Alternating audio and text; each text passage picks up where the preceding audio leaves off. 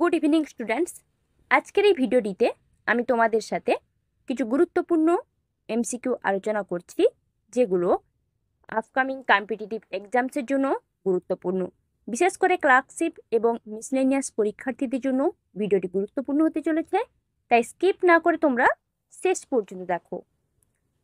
Question number 1 কি রয়েছে? মুসলিম প্রজারা কোন শাসককে জগৎগুরু বলে অভিহিত করেছিলেন?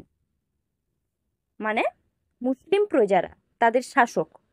সঠিক উত্তর হবে অপশন সি, ইব্রাহিম আদিল শাহ, যিনি একজন মুসলিম শাসক ছিলেন, বিজাপুর রাজ্যের শাসক, যার মূলত হিন্দু ধর্মের প্রতি পৃষ্ঠপোষকতার কারণে এবং ধর্ম নিরপেক্ষতার উপর ওনার বিশ্বাসের কারণে ওনার রাজ্যের মুসলিম প্রজারা ওনাকে জগৎগুরু বলে অভিহিত করেছিলেন।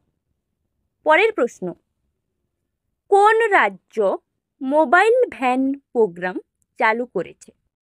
মোবাইল ভ্যান প্রোগ্রাম অপশন কি কি দেওয়া রয়েছে দেখতে পাচ্ছ? সঠিক উত্তর হবে অপশন বি, হিমাচল প্রদেশ। হিমাচল প্রদেশের কৃষি সরকার, মূলত এটা প্রাকৃতিক কৃষি সমৃদ্ধ। মোবাইল ভ্যান প্রোগ্রামটা হলো জৈব চাষের প্রচারের একটি উদ্যোগ এটি, এবং এই প্রকল্পটা কৃষির সাথে সম্পর্ক। এটা একটা প্রাকৃতিক কৃষি সমৃদ্ধ প্রকল্প যেটা হিমাচল প্রদেশ চালু করেছে। নেক্সট, কোন দেশ এক্সারসাইজ পিচ ব্ল্যাক 2024 আয়োজন করেছে? সঠিক উত্তর হবে option C, Australia. Royal Australia মানে ভারতের যে তোমার বিমান বাহিনী রয়েছে, তো এই বিমান বাহিনী এটা হচ্ছে একটা বহুবার্ষিক মহড়া, আন্তর্জাতিক মহড়া, যেটা রয়্যাল অস্ট্রেলিয়া আয়োজন করেছে, যেখানে 4400 সেনা বাহিনী অংশগ্রহণ করেছিল এই যুদ্ধটিতে। নেক্সট, কোন সঙ্গীত শিল্পী মাইটি স্প্যারো নামে পরিচিত? দেখো বিভিন্ন সঙ্গীত শিল্পীদের নাম যা রয়েছে অপশানে, সঠিক উত্তর হবে অপশান সি, সিঙ্গার ফ্রান্সিসকো, যিনি একজন ক্যালিপসো কণ্ঠসঙ্গীত ছিলেন, একজন গীতিকার এবং গিটারিস্ট ছিলেন। উনি Calypso king of the world নামে পরিচিত, যিনি ক্যালিপসো কিং অফ কিংস এই অ্যাওয়ার্ডও জিতেছেন, যেটাকে মাইটি স্প্যারো বলা হয়। উনি অন্যান্য অসাধারণ ক্যালিপসোনিয়াদের মধ্যে অন্যতম একজন ছিলেন। নেক্সট, কে হোমিওপ্যাথি চিকিৎসার সূচনা করেছিলেন? অপশান দেখো কি কি দেয়া রয়েছে হোমিওপ্যাথি চিকিৎসার সূচনা। সঠিক উত্তর হবে অপশান সি, স্যামুয়েল হ্যানিম্যান, যিনি একজন জার্মান চিকিৎসক ছিলেন। উনি বৈজ্ঞানিকভাবে মূলত 19 শতকে হোমিওপ্যাথি চিকিৎসা সূচনা করেছিলেন। 1779 সালে ডাক্তারি ডিগ্রি অর্জন করেছিলেন এবং 19 শতকের দিকে হোমিওপ্যাথি চিকিৎসাকে স্যামুয়েল হ্যানিম্যান শুরু করেন। নেক্সট, ভুটানের পার্লামেন্টের নাম কি? পার্লামেন্টের নাম কি ভুটানের? অপশান কি কি দেওয়া রয়েছে দেখো, সঠিক উত্তর কি হবে দেখে নেব। সঠিক উত্তর হবে অপশান সি, সোগাডু। ভুটানের পার্লামেন্টের নাম হচ্ছে সোগাডু। আমরা পরের প্রশ্নে চলে যাব, কি রয়েছে দেখে নেব পরের প্রশ্ন। নেক্সট কোশ্চেন, আনন্দমঠ উপন্যাসটি কোন ভাষায় রচনা করা হয়? অপশান দেখো দেয়া রয়েছে আনন্দমঠ উপন্যাস। সঠিক উত্তর হবে অপশান এ, বাংলা ভাষায়। সাহিত্য সম্রাট বঙ্কিমচন্দ্র চট্টোপাধ্যায়ের রচনা আনন্দমঠ উপন্যাস, যেটা বাংলা ভাষায় রচনা করা হয়েছিল। পরের প্রশ্ন, কোন স্থানে ইন্ডিয়ান অ্যাসোসিয়েশন ঔপনিবেশিক ভারত স্থাপন করেছিল? কোথায় স্থাপন করা হয়েছিল? সঠিক উত্তর কি হবে? অপশান বি, ক্যালকাটা শহরে ইন্ডিয়ান অ্যাসোসিয়েশন ঔপনিবেশিক ভারত স্থাপন করা হয়েছিল। নেক্সট কোশ্চেন, মার্গম কালী কোন রাজ্যের লোকনৃত্য? দেখো অপশানে রাজ্যগুলোর নাম দেওয়া রয়েছে, এর মধ্যে মার্গম কালী কোন রাজ্যের লোকনৃত্য? সঠিক উত্তর হবে কেরালা। এটা মূলত সেন্ট টমাস খ্রিস্টান সম্প্রদায় যে রয়েছে কেরালা, ওদেরই একটা প্রচলিত লোকনৃত্য মার্গম কোলি। ঠিক আছে, পরের প্রশ্ন, সবুজ বিপ্লবের ফলে কোন ধরনের শস্য লাভজনক হয়েছে?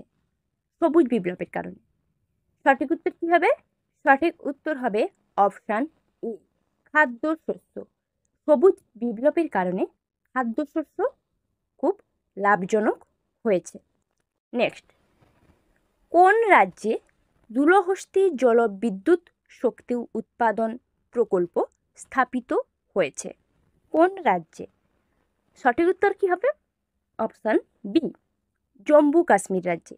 মূলত জম্মু কাশ্মীর রাজ্যে কিশোরওয়াড় জেলার চেনাব নদীর কাছে এই প্রকল্পটি অবস্থিত, যেটা 850 মেগাওয়াট ক্ষমতা সম্পন্ন জলবিদ্যুৎ প্রকল্প, যেটা মানে 1885 সাল থেকে 2007 সালের মধ্যে এটা নির্মাণ করা হয়েছিল এবং জাতীয় জলবিদ্যুৎ সরকার কর্তৃক এটা নির্মিত হয়েছিল, দুলহস্তি জলবিদ্যুৎ শক্তি প্রকল্প। নেক্সট, উদয়পুর জেলার জাওয়ার খনি কোন খনিজের কারণে বিখ্যাত? কোন খনিজটির কারণে? অপশান কি কি দেয়া রয়েছে দেখো। সঠিক উত্তর হবে অপশান ডি, জিঙ্ক, যাকে আমরা জেডেন লিখে প্রকাশ করি। এছাড়া সিসাও পাওয়া যায়, তবে জিঙ্কটা হচ্ছে মূলত ওই কারণে বিখ্যাত। উদয়পুর, যেটা হচ্ছে রাজস্থান রাজ্যের একটা জেলা সদর দপ্তর, উদয়পুর জেলা। ঠিক আছে, পরের প্রশ্ন, সৌরজগতের বাইরের গ্রহ কোনটি? সৌরজগতের যে গ্রহগুলো রয়েছে তার মধ্যে বাইরের গ্রহ কোনটি সৌরজগতে? সঠিক উত্তর কি হবে? সঠিক উত্তর হবে অপশান ডি, শনি। শনি হচ্ছে সৌরজগতের বাইরের গ্রহ। ঠিক আছে, পরের প্রশ্ন, যে গ্যাসটি সর্বাধিক মাত্রায় বায়ুতে উপস্থিত সেটি হলো, মানে সেটি কোনটি? সঠিক উত্তর কি হবে?